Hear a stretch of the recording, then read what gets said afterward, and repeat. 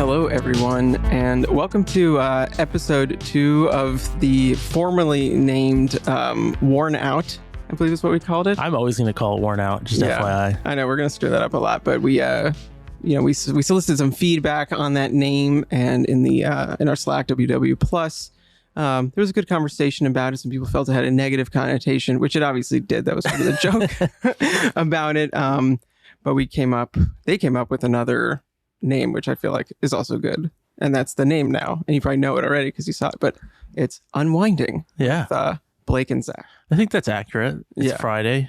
It's post-noon. It's post-noon. Post-lunch. Yeah. We're unwinding. We're unwinding. It's sort of and this podcast is sort of a decompression from our, I don't know, life as owners of Worn and Wound. Yeah. There you go. I like it. All makes sense. What watch are you wearing today? Okay. I already thought about this. Mm-hmm. I'm going to let the watch speak for itself. Are you ready? Let's see if it picks this up. Looks good. For those who don't know, that is a Christopher Ward Belcanto. This is I messed this up before, the Firefly. The Dragonfly. Dragonfly. Okay. There you go. The Dragonfly colorway. Picked it up at Windup, New York this year. Have been wanting a Christopher Ward Belcanto for quite some time. Honestly, since you got yours, like seeing it on your wrist, I'm like, oh shoot, that's really cool. The colors they've come out with so far, while very nice, like haven't really jived with me personally, and kind of got a tip that these were eventually going to come out and kind of forgot about it. Mm-hmm. And then I ran into Kathleen McGivney from Red Bar fame, and she had just picked one up, and I was like, they have them? And she's like, yep, they got 10, better go get one. And so I ran over immediately and got one. And then Zach Kazan ran over immediately and got one. And I think the 10 were gone by midday. I'm sure. I mean, that is literally the fastest turnaround you could have had for a Belcanto at any point in history. Yeah. I mean, mine shipped like a week later or something. And that was at the time very fast because they've been back ordered since. So that's great. The immediate satisfaction there. Yeah. No, it's such a sick watch. And like, I honestly have been doing, we could talk about this, like a lot of manual labor around the office lately. We should talk about that actually. Yeah. And so I haven't been wearing it. It's like a little bit more of a delicate thing, or like, I don't want to like jack it up. Yeah. It's nice that it's 100-meter water resistance. I think it is at least, and titanium and stuff like that. But it's like got a little moving parts on the dial. Yeah. I feel like something's going to fall off if you smack it too hard. No, totally.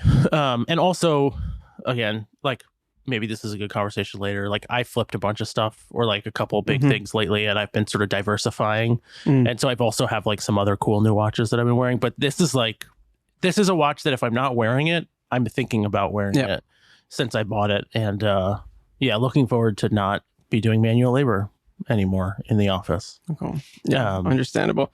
We should get to why there is manual labor going on. This is not just like Blake like cleaning up the office. There's actually an interesting project going on, which will be very exciting to talk about. But what are you wearing? Oh yeah, what am I wearing? I'm wearing a Grand Seiko SBGW 277, which I've had for a few years now. You've probably heard me talk about it before. It's the little manual wound Grand Seiko with the Genbi Valley green dial, limited edition of 140 pieces, I think, per colorway. One of those, it was during the watches, like during the time when like I felt like if I didn't buy it now, I'm never going to be able to buy it. Yeah. Kind of thing. So I bought this one. Yeah. Having not seen it. I think you had seen it in Las Vegas. I was in Vegas looking at them, and I think I slacked everybody, and I was like, if anybody, you should buy this. For all the Grand Seiko fans. Yeah. Yeah. So, and it has since become one of my absolute favorite watches, like the Belcanto, not every watch I buy sort of makes it into what I would say is like the permanent collection feeling. But these both are. And I'm wearing it today because there's the Grand Seiko GS9 annual experience thing is happening tomorrow for when we're recording this, and they're having a little like pre-event this evening I'm going to, so gotta wear Grand Seiko to Grand Seiko, of course. That's how it goes. So we've talked a lot about Windup the previous episode, but also on other podcasts we've written about a lot. I feel like people probably have heard almost enough, but we did just get to the other side of our largest Windup Watch Fair ever. And I don't know, I'm just curious, how did you feel? How do you feel like it went from like an honest, from a you perspective? From honest, I think it went great. I mean, I think going into the show, it's another wind-up. Like, we know how to do that.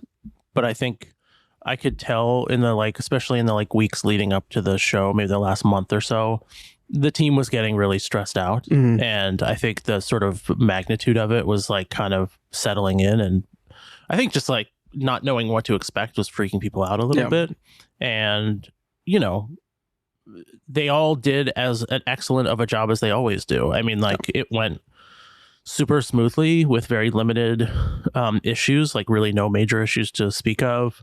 Load in, load out went super well. All the brands were really happy. Like, logistically, and even for moving into such a large space, like when you do an event in a space for the first time, there are all these little, like, quirks and features that you end up discovering, and sort of things that you have to kind of plan around. And I think even that was pretty minimal, honestly. I can only think of, like, one major change we had to make, like, overnight to the floor plan to make it work better. Right.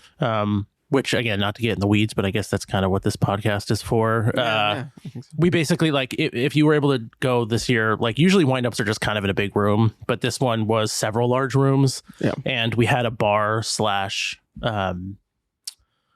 like panel room. And on the first day, where the bar was situated, no one could see it and no one was going to it. Yeah. And so we had to, like, move the bar, which was a couple hours of work, but it got done. But no, I mean, it was great. I mean, it went as well as it could. And I know we talk a lot about, like, the experiences we have with people at the show, but I got to have some really, like, touching conversations with people. I connected with people I haven't seen in a while.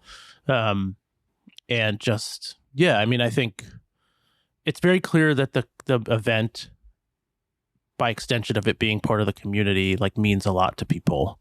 And that was just, like, really great to see, Yeah, no, for sure. I had a lot of really great conversations with people too. And they almost all started with, like, this is insane. This is really impressive. Like, you made a good choice on the new venue, and it's just amazing. That's the size. Like, nobody came up to me and was like, oh God, kind of a thing. And I'll be honest, I was a little worried going into it. We always felt like 80 whatever brands at the last fair was even a lot to get to in a, if you're there for an afternoon, and we almost doubled that quantity. So we didn't really make it easier for you per se, but, like, I don't know, it just made the event so energetic and, like, I don't know, such an experience. I mean, it was really just amped up, it was like, had that, we, like, last time we talked about this, we're sort of, it's kind of like playing with the idea of, like, what is a wind up on that scale? Kind of like how do you think of it? It's not an intimate get together per se, but it still actually was fairly intimate in its own way. It was sort of more like moments of intimacy. That sounds really odd. But at the same time, it had, like, I think this energy of a larger convention, kind of enthusiast convention kind of a thing, which is sort of I mean, a good goal, I think, for us, especially as we build out the EDC aspect of it and sort of bring different communities together. I think that it all clicks. I mean, it's funny. I also, like, I loved the look of the Alban building, which is the one we were in the last 2 years before this. It has arched, like, windows when you walk in. It's this really romantic building. Gold arched brick ceilings. Like, it's really over the top, like, old school New York. Like, it has a cool story. Like, it was part of the Altman department store. It was the carriage house. Like, it was very cool New York thing. And, like, this is, like, it could be like an H&M or something like that. It just isn't, so it didn't, the space itself doesn't have character per se. But once you fill it in with booths and people, it takes over, which is also nice. I was a little concerned. I was like, I couldn't picture it. I didn't want it to feel cold almost. No, and I think that, like, that's always one of those things when we move to these larger venues that I wish we could do more of, but just, like, stylizing and decorating and branding the space, like, it is shocking how expensive it is to print stupid vinyls and get those stupid vinyls installed on the wall and taken down at the end of the show. It is so, I mean, it's a 5-figure sum for, like, a room. It is astronomically expensive. Some of the line items for the show for things like printing or AV were, like, the size of the wind up budget several years ago. Like, just enormous. I would love to be able to cover all those giant white walls and like cool vinyls and like all that kind of stuff, but it just becomes so cost prohibitive at a certain point. We'll need like a massive corporate sponsor. Like, well, brought to you by Coca-Cola. Honestly, like doing this events, like one of the things I think about all the time is anytime you go to an event that has that sort of like really impressive like branding all over it, I'm like, how is this even remotely financially responsible? Like if you're like, I just don't know how you do it. I like that it's responsible, not like profitable or anything like that. Well, it's like not every event is about selling things. So it's like, sometimes it's just about an experience, but it's like, what's the cost you're willing to put into that experience, but it shed some light when I feel like I once went to some giant thing like for Samsung that was maybe Lincoln Center. This is like going back 25, 30 years. But it's like now that I think back to that, what was that? That was probably a $500,000 to put together show or something like that. Oh, way more than that. Hey, I mean, that's $500,000 is much closer to what it cost us to put this show on. Okay. Yeah. So like multi-million dollars, so like, it's pretty bonkers. But it was great. It was awesome. We'll definitely do it again there. Yeah. It'll be as big, if not probably a little bit bigger. And, it was a blast. It was great. And even a little bit smoother next time. Yeah, I'm sure. Yeah. Like 20 volunteers for that first day. I know. Yeah. Well, that's the other thing. Again, we've probably mentioned this on the podcast, but like setting up for the show, we load in at 8 a.m. on the Thursday and we're there. Some people are at the space. I was there at the space until 8 p.m. Yeah. So it's a full day. And then the next day we open up at 8 a.m. and vendors can come in and set stuff up for a noon open. So you have basically that's 12 hours of physical labor. Yeah. So you have basically a 12-hour day and then another 4 hours the next day. Yeah.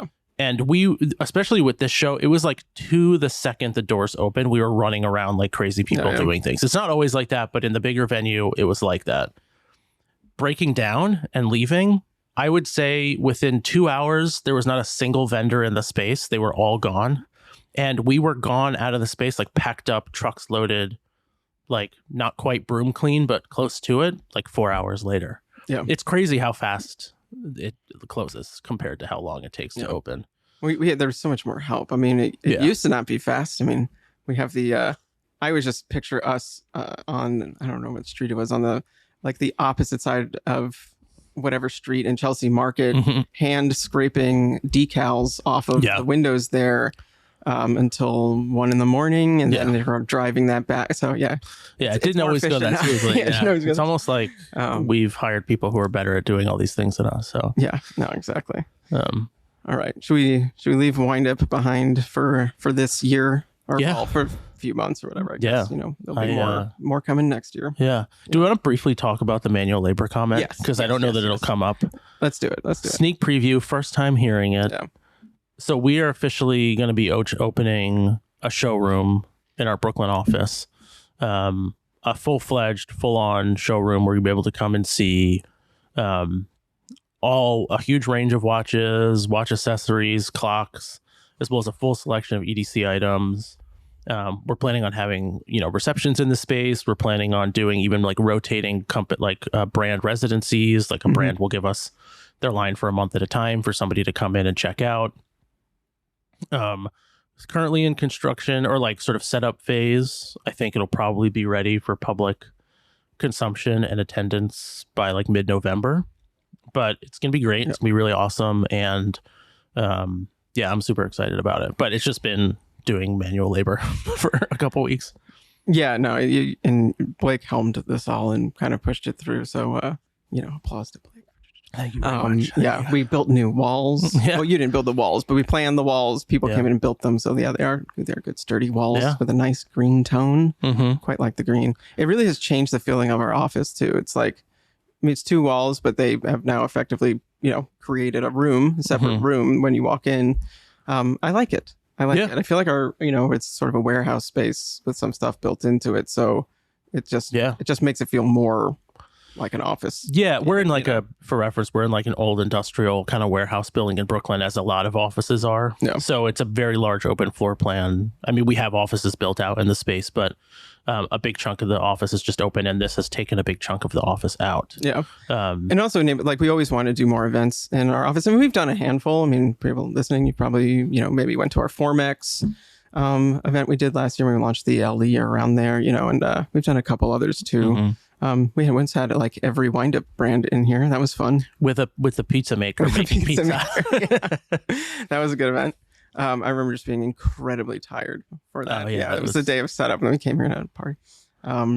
Anyway, but yeah, now also just having it closed off, we can keep the work life from the potential event life. Yeah. Which is something we also want to do. We want to have, I'm not going to put a number on it, but hopefully maybe a monthly larger get together. That's the goal. I mean, like, part of this, we've wanted to do sort of customer, like, just kind of meetups at the office more often. It's just tough because it is an office and it's not always like... We have like embargoed stuff around. It would take like a while to think about. Yeah, it's like embargoed stuff, people working. There's also, offices aren't always the nicest looking. Like, sometimes it's really messy. So this has sort of created a space that when we first started drawing it out, I was like, okay, this is like the minimum amount of space we would need to create a showroom. Yeah. And now that it's done... We were talking about this earlier, kind of taking a step back. Like, it's like twice the size of some small showrooms in Soho. Like, if you've ever been to like tiny boutiques in New York, like, this is significantly larger than that. It's not as large as, maybe you'd find in a traditional jewelry store or anything, but we'll be able to really get a lot of cool product in there. Yeah. And I think people are going to have a really fun time. We have a cool, like, the front area is going to be all EDC, and we built this like big rack that's going to be all bags, like all backpacks and stuff like that. And it's going to be cool. It's going to be really sick. So we'll be talking about it more on the site, I'm sure. Yeah, we'll be talking about more on the site. But obviously, if you want to, stay aware if you want to stay aware of that, I can speak now. Sign up for our newsletter, on our, especially the shop one. That's probably where the first announcements will come from. Yeah. And we have like a consultation link there already where we do take... You had a customer in here moments ago. Just the showroom itself isn't like fully built out, but and once that is, like, you'll be able to set up a time, come in, check out everything, and have some fun. Yeah, for sure. Yeah, it'll be cool. And like to kind of like spin this back in. I mean, we're already going in a totally different direction than what I was planning, but that's fine. I think it part of our business has been retail. Yeah, I was going to do that maybe a later episode. Just because it sort of started a little later in our arc of Worn and Wound. Yeah. But I think, at least for me, it's always been a bit of a hope, at least, to have an in-person retail aspect to it. Yeah. But just kind of bring it back, like, I don't know. I mean, well, how do you feel about that? Like when we started the shop and like have grown it, like, it's been the same sort of thing as other aspects of our business. We sort of like felt it out as we've gone. But like, I mean, did you have any expectation for having in-person retail? Has that been something you've wanted? What do you think about that? Yeah, I mean, I think it would be, I have thought it would be very interesting, and I think we could create a cool experience. But at the same time, like, I don't think it's essential. Like, that's kind of, Windup in a certain way has kind of tried to, like, the fair has tried to solve for that concept of, permanent retail is really challenging. It's very expensive. We did an extended pop-up a couple summers ago in like 2021, and it was a ton of fun and people came, but we very quickly learned you basically don't need to open like Monday, Tuesday, Wednesday, Thursday. Yeah. No one shows up during the day, during the week. It's a dead, it's like, it almost feels like you're just burning money. And then the weekend rolls around and it gets super busy and people come and check stuff out.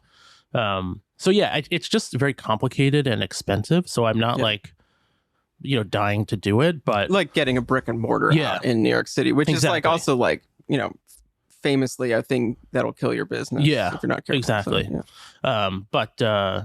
But like this is much more approachable and I think solves for a lot of, what I think we would want to provide customers and like folks who are interested in the brand. Like you can come and you can see all the product, but we don't have to rent a super expensive storefront in a hip neighborhood in Manhattan, Yeah. No, yeah, for sure.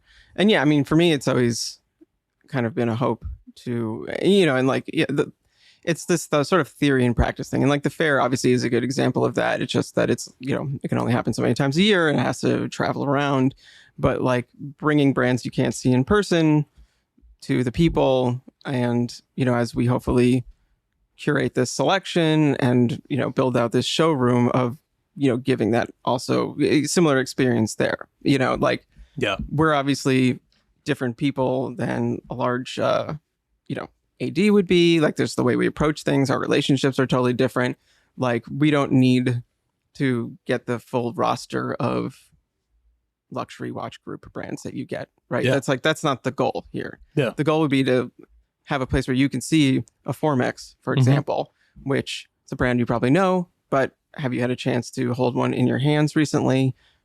Maybe not, unless you came to Windup. They have a few retailers around the States, but they're just not like a brand that's like fully represented. But now hopefully we can, do that for them and for us, I'm excited to kind of help curate that, kind of bring this experience. Well, I think that's what's, I remember I grew up in New Jersey, so I don't know if my experience was different yours because you were in New York, but like my family, we would come to New York a lot and, go to museums, and, my mother's an artist. So like it was usually very like art focused while we were in the city.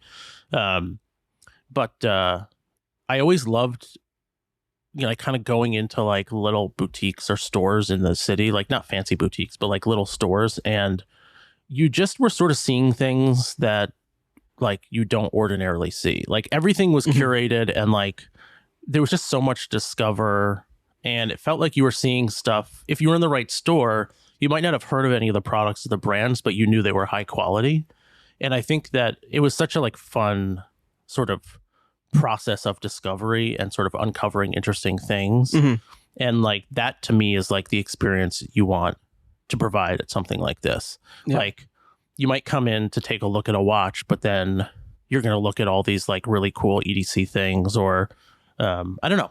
I think it's like a process of discovery and just knowing that you're in a place where like everything you're surrounded by is of high quality. So just like go discover and trust that you're going to get something like super cool. And I think, it's like the responsibility of us as we make that experience. It's like to provide something unique there, right? And, I feel like, I don't know, the samification of retail in the world. It's just like you go into a lot of stores and you do see the same stuff over and over again. And it's just, I mean, speaking from a New York City like perspective, where obviously we have tons of stores. I don't know if that's true for everywhere in the US where there's like a single, place, but like, just, I don't know, for me, it's like, I don't need to go into a big AD, I can see Omega at the Omega boutique if I want, it's just like, it's just kind of not interesting for me. Especially when I think like, not that we have to get too deep into this, but like a lot of times when you go into like retail situations with watches, I feel like the experience is intended to be the end of the line.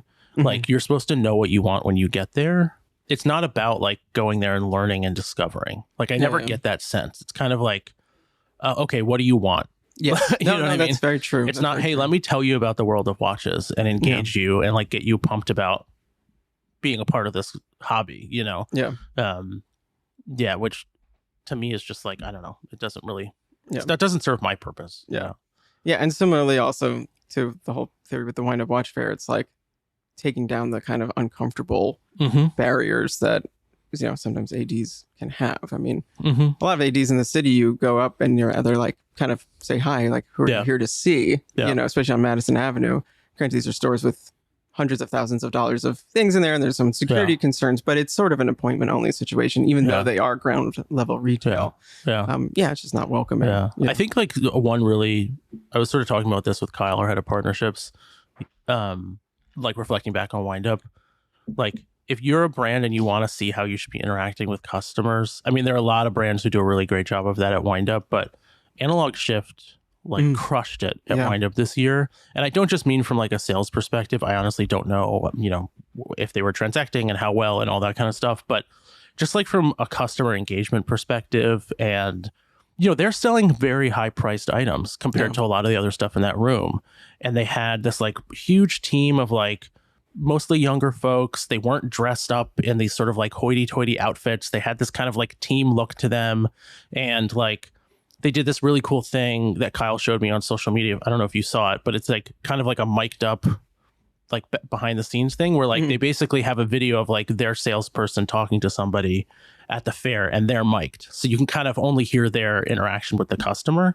But just like get a sense of like the level of excitement that they have for the product and like wanting to tell people about it. Like that's an example of like a fairly traditional retailer. Yeah. Like, you know, they're part of the Watch Switzerland family and they're selling vintage watches. Like it's a very high value, like luxury item, but they did not treat it in my mind as like, we have to do the traditional luxury thing. Yeah. And their booth was packed the entire time. And yeah, I just know people had a blast. And like that to me is like, that's the model, you know? No, for sure. That's it. I barely even, the only time I got over to their booth was actually before the show opened. Like one day, you know, just because there wasn't a large queue there. And I mean, yeah, like to put it in perspective, I mean, they had an MB&F sitting there. They had some Pateks, you know, and then they also had some just like random weird vintage racing watch kind of things. So it's like Darwills. I don't even know if they had them. I mean, there's the kind of brands that like you find on like eBay and they're cool and they're not inexpensive either, but they're not like Uber collector 6-figure watches either. But, you know, they had it in that environment and it wasn't white gloves to show you the MB&F. It was that same kind of energetic dude. Yeah. No, that's a really good, it's a good point. All right. So I'll get back maybe to what I actually wanted to talk about a bit. Yeah. Retail another time. So, you know, we've kind of said this podcast would be a little bit about sort of the realities of running Worn and Wound being, I don't even know where we are. What do you describe? Well, we're a watch media. We do a lot of things now. Yeah. When we started, though, we were a blog that got accidentally popular.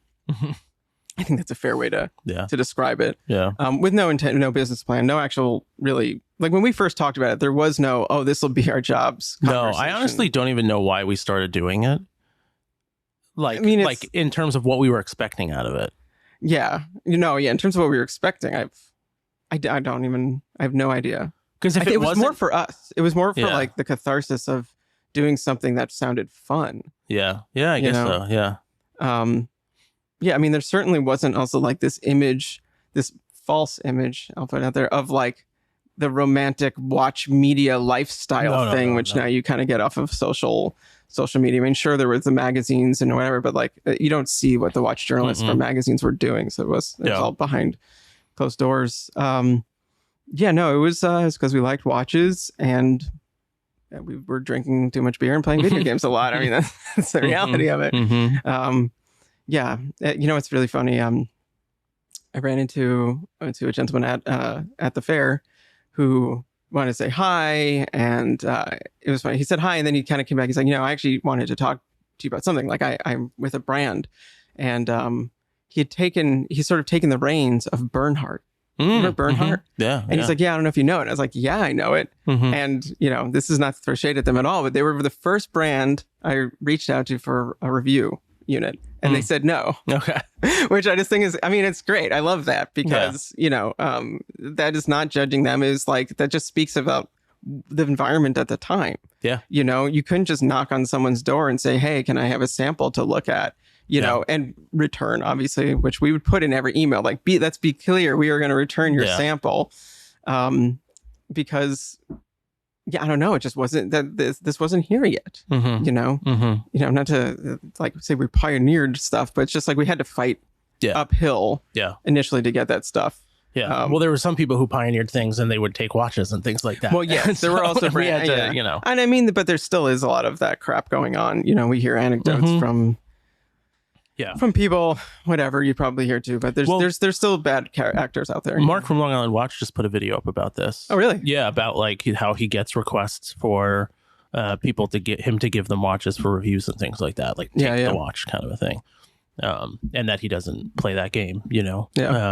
Yeah, he is also, but he is one of the first people that actually lent us a watch. Yeah, back in the Graf Zeppelin. Yeah. Which I ended up buying that sample though from him, so it worked. It was an easy mark, you know. Yeah. But yeah. So anyway, where I wanted to go with this though is, so we started this thing. It was just for fun. It was sort of aimless, in the business sense of it. But then it grew, and the concept of monetizing it came in. That's always been your forte. at the business. I guess. I was kind of just want to talk about like, once again, people sort of, I think, have this image of like there being a faucet that you turn on. Yeah. Or shitty faucet. Faucet. But like when we first started this, like what did we do? What was our approach and what did you learn?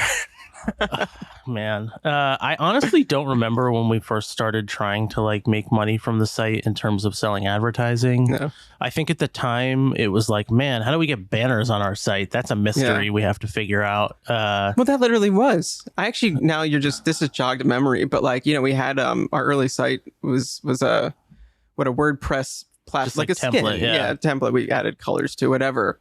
And we like did not know how to inject the code in there to get like Google ad, and it wasn't as easy as it seems. Like it did not work.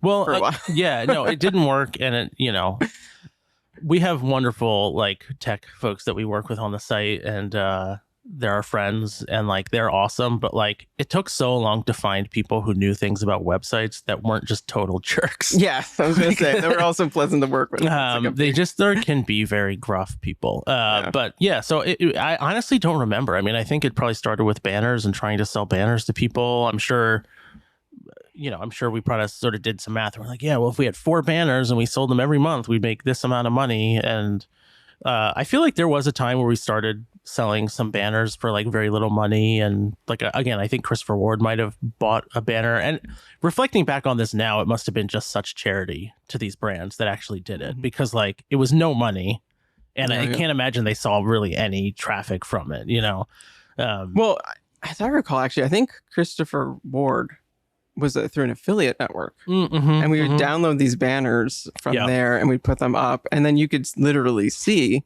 the 10 cents you made that month, on them.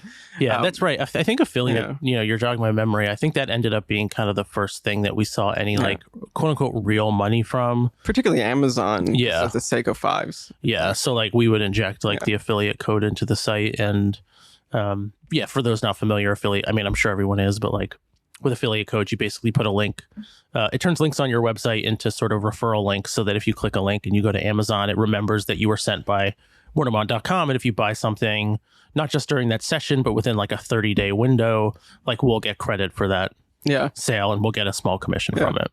It's actually, I remember I used to look at it like the sales list. I haven't looked in years. I don't even know if I could now, but there'd be watches on there, but there'd be like diapers and like all the other things people buy. It's pretty hilarious how that works. Yeah. But yeah, then I remember like once we started actually dealing with brands, it was, we've said this before too, but like there's no good advice. We never got good advice on anything. It's like, what is a CPM? What do you charge? And I feel like I've even heard this recently from people that like this, CP, it's like part of this business, and you got CPMs and you're making, money. It's a joke. It's a joke.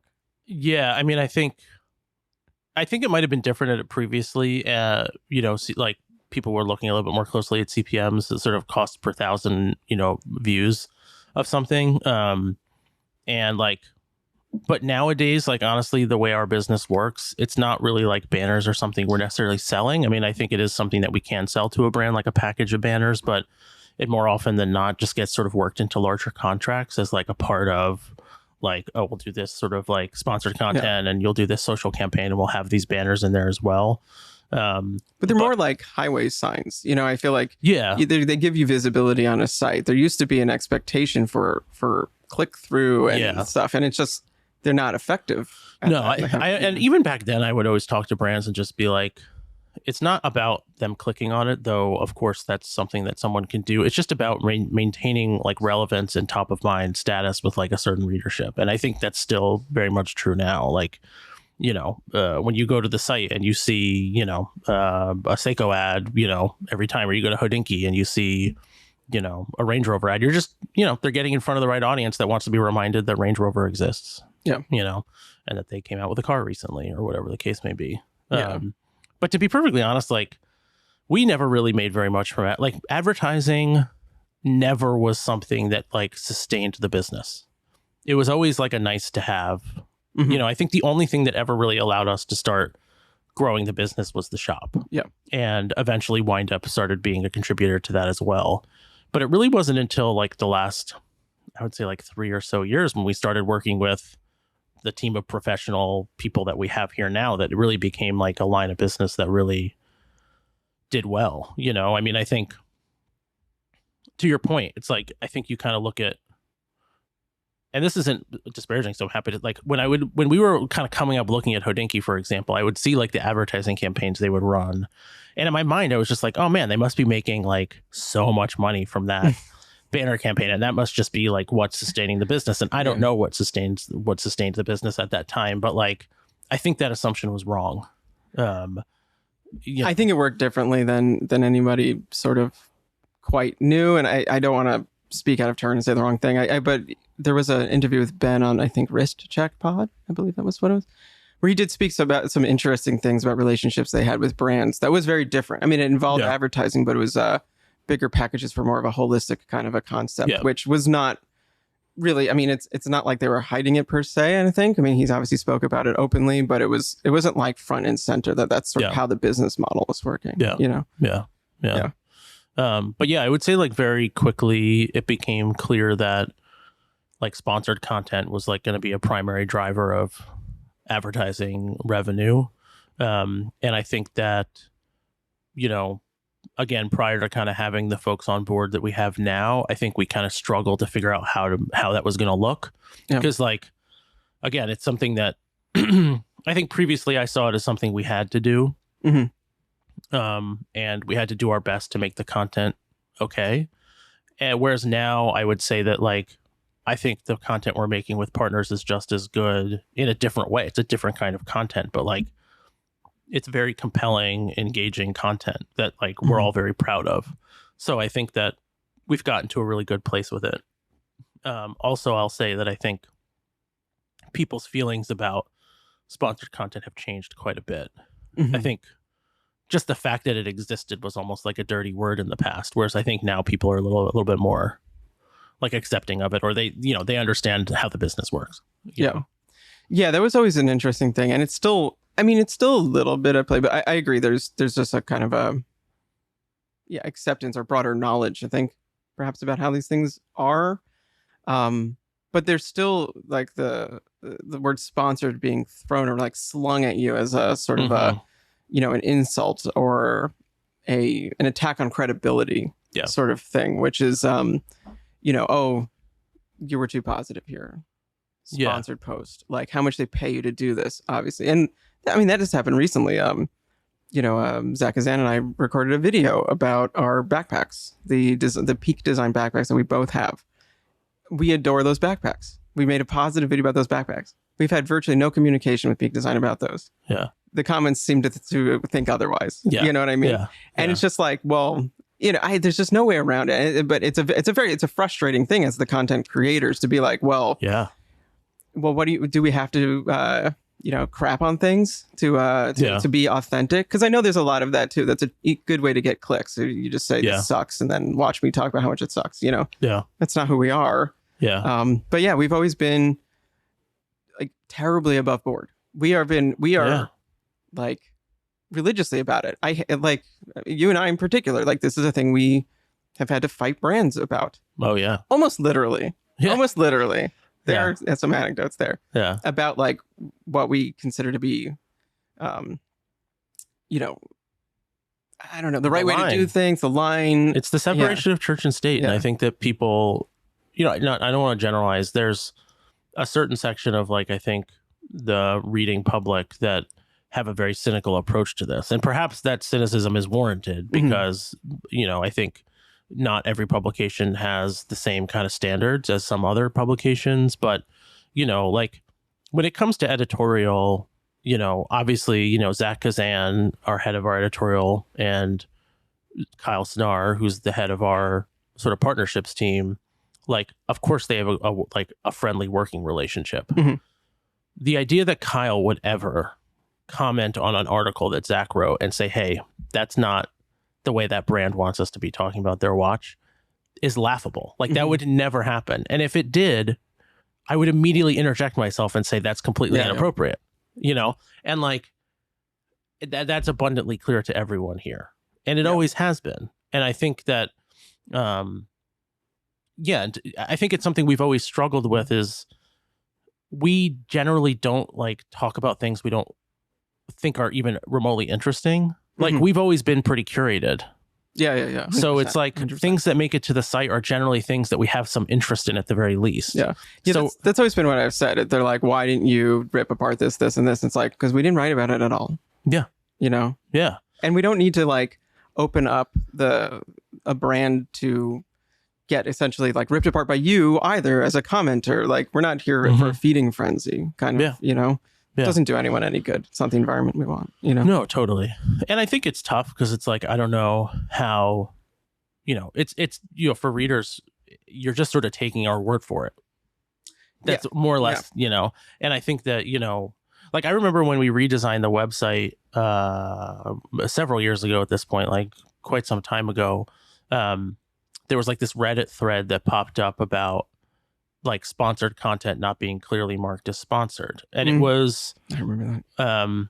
It was like a total oversight on my part when we were sort of finalizing the new design of the site.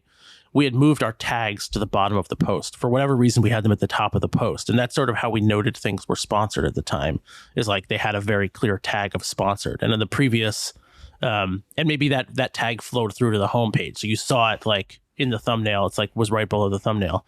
In the redesign, we pushed them to the bottom and they weren't sort of listed on the homepage, I think. Which is because tags are not actually clicked on. They're like, no, you know. And so, you know, there was this thread that I don't remember the exact details, but we saw that. We immediately changed the way stuff was sponsored, listed on the website. Like we put a big banner at the top that says like sponsored. And again, I think this is a long previous iteration of the blog, but it was just some of like, that stuff has carried over though. 100%. Yeah. No, I mean, we still, it's like everything. It's very clear what's sponsored and what's not. But I think that like, I think as I recall with the conversation, I think there was kind of an expectation that it would like, I don't know that anyone was expecting us first to jump in and just be like, sorry about that, total oversight, fixed. You know what I mean? Like, because I think that there is an expectation, there's some ulterior motive. Yeah. And it's like, no. Well, I remember that conversation, not in like great detail, but now that you're talking about it, I just remember that like happening.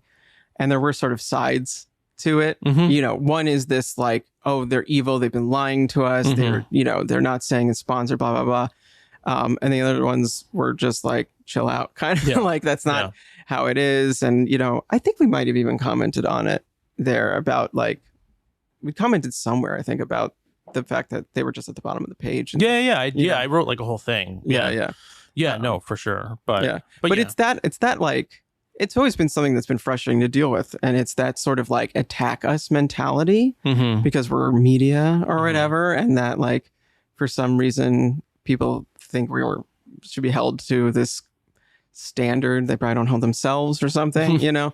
And we're also, to be clear, we're not in like war journalism, right? It's like this is a luxury journalism at its best, which I almost think is like a ridiculous term. That's maybe a conversation for another time, or an editorial. That'll get a lot of people pissed off at me. But like, you know, we are enthusiasts about watches. We write about things we enjoy. And most of the time, those things go to inform your decisions on buying them or not buying them. You know, even something that's not written specifically for that, kind of, you can glean that from, you know, there's a consumer aspect to it. It's like, you know, this isn't life or death, you know? And so being so aggressive about it with us, the creator of the entertainment, is just, it's always been insane to me. Well, know? Especially when we were coming up, you know, as a blog in a world where like traditional media was print, and certainly then, probably now, I don't really care, like a vast majority of the content that's in a print magazine is paid for. Whether it's made clear or not.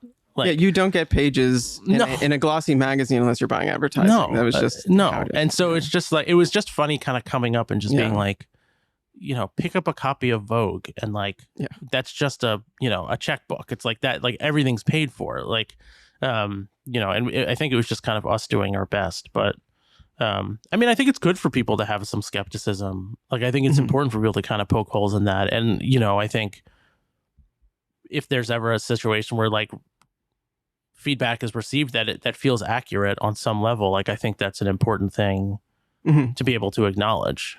Sure. And like you're saying, we corrected there. I think my ideal approach to that would be like, hey guys, it was hard to tell that this article was sponsored. You might want to reconsider that, not like, let's flame on Worn and Wound on Reddit now. You know, it's like, we discovered something. Worn and Wound are cheaters. You know? It's like, that's, you know, because I love this idea too, that there's sort of like, that this should be like a charity, that we should be doing this for free. You know, then in an ideal world, I guess this is, part of this broader conversation, but that the second you accept money from somebody, you are corrupt. Right. I've seen this said recently, you know, that like this is like a way to dismiss every single major watch blog is that way of advertising. Therefore, we are never going to be authentic because we don't want to lose our advertisers, you know?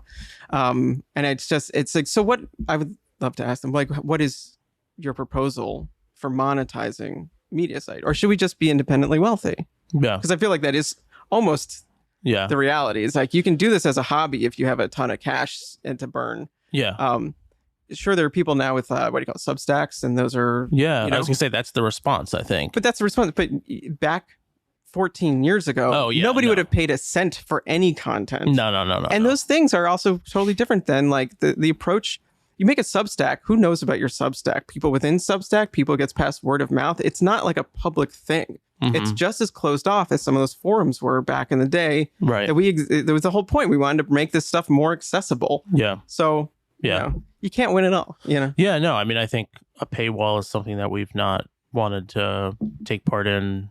I mean, we don't have any, I don't think we have any paywalls anywhere around anything we do. Windup is free. The blog's obviously free. Even when we launched Worn and Wound Plus, the Slack community, like that's free. There's no fee to be a part of that, which again, it's like, I think the flip side to that is you look at something like the Grey NATO and they've got like a really great like system going there where, you know, it's a pay to get on the but they've created like that works for that community and what they're doing. I don't think that is something that would work for us, but I think that was like a very real sort of difficult sort of thing to navigate and like building the business was exactly what you were saying, which is, okay, so the thing we want to do is make content about this subject.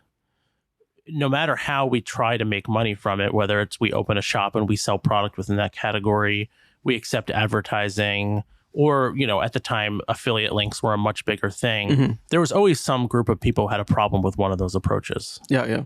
And I think that... or other media would say, like, we don't do that. Yeah, it's just like, okay, good. Like, I think for us, at the end of the day, it's always just been about being as transparent as possible. You know, I think the relationship we try to develop with our community is one where, like, we are who we are.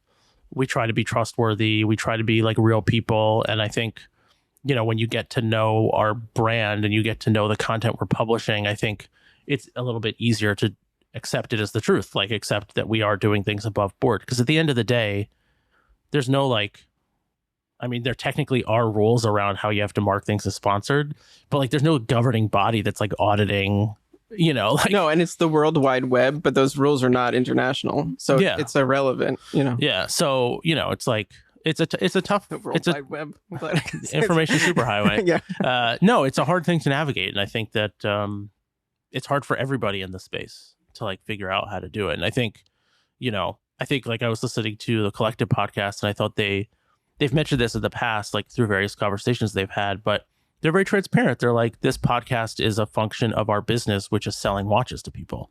Like, it is. Do you like the content? Like, you know what I mean? Like, that's not literally what they said, but it's like, you know, okay, let's take all, you know, Worn and Wound is a business. We sell watches, we sell advertising. Like, you know, the affair is a profit-making endeavor. Like, yes, we are a for-profit business. Let's just take that all for what it is. Do you like what we're doing? Do you like the content?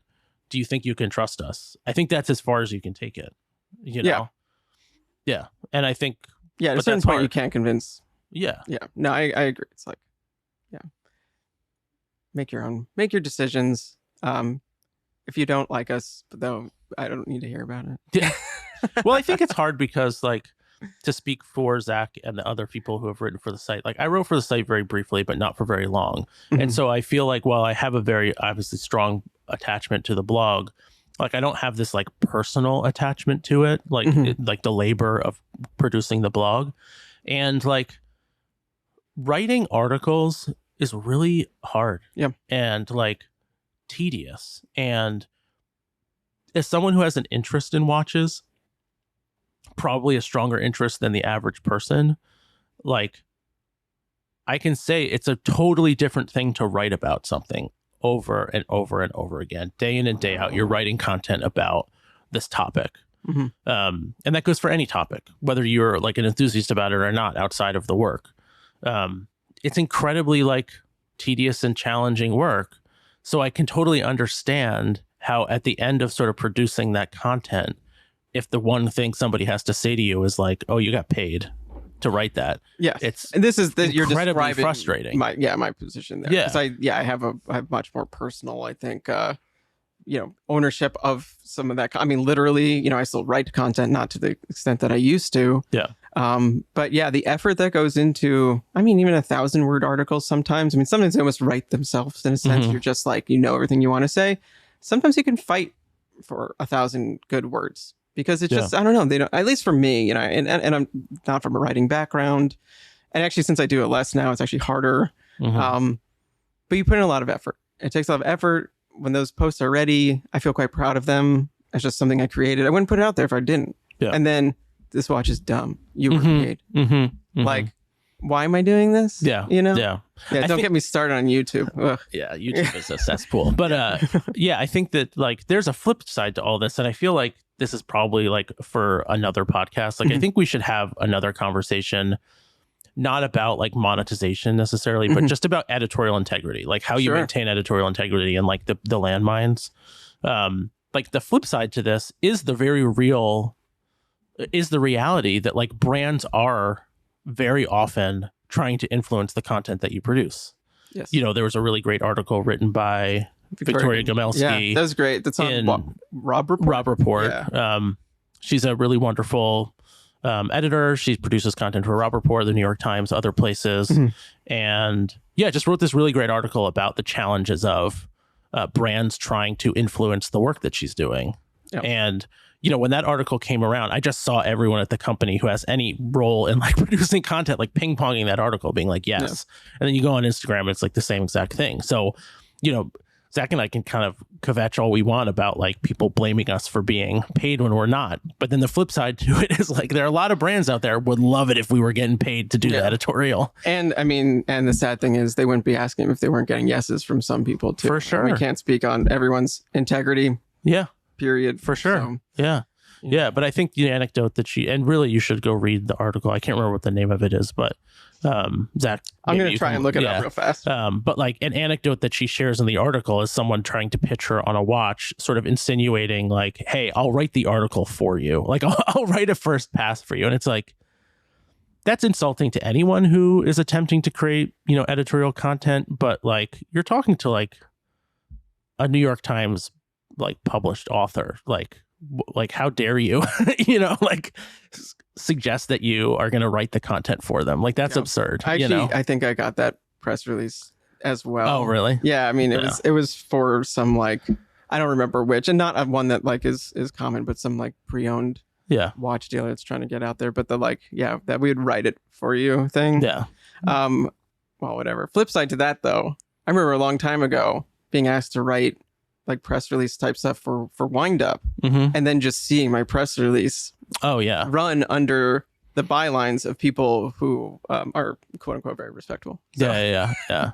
No, I give that advice to like brands all the time, that like, not that you should suggest you write an article for someone, but when you're trying to communicate your product to editors, like make it as easy as possible for them to extrapolate the important information. And I think sometimes, unfortunately, like that literally results in like copy and pasting press releases into articles. So maybe some people get the wrong idea. Yeah. No, totally. Okay, I found it.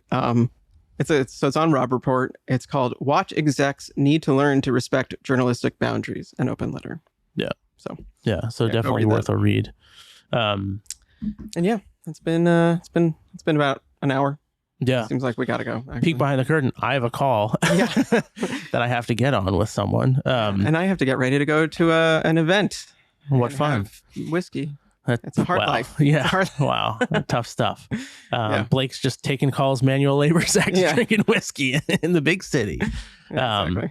No, I think this is a good conversation. I feel like we continue to have the conversation, and I think that a good next one might be the editorial I like that integrity thing. I also, in talking to Kyle, our head of partnerships, like he's really keen on potentially having an in-depth conversation about like, how do we go about producing the sponsor content? Like, how do we work with partners? Like, what's our approach to that? And like, just giving people like a candid like look at, for people who think we're doing it right, this is how we try to do it right. But at any rate. Yeah. Well, thanks for listening, and let us know also what topics you would like us to talk about. How should people reach out to us on Instagram? DM us on Instagram. Yes, if you'd like to DM us on Instagram, Devin will take note of that. If you want to reach out by email, info@moreandwound.com. If you're on our Slack, you know how to reach us. And for the Slack, I feel like we talk about the Slack and we don't always make it clear how to get on. The Slack is free. As long as you just subscribe to the More and Wound newsletter, you like in the auto emails you get from the newsletter will be an invitation to join the Slack. Yeah. And then if you respond positively, you'll get added to the Slack, and it's free. There's like over 1,100 people there now, and that's active people, I think, because we've previously, like, the number will grow and then go down. I think Slack kind of calls out people who are inactive. So it's a really cool active community of people that's how you get on More and Wound Plus. Yeah. Cool. Yeah, I think that about covers it. Unwound. Yeah. It's Unwinding, but now I'm unwound. Okay. I'm unwound too. All right. Thanks.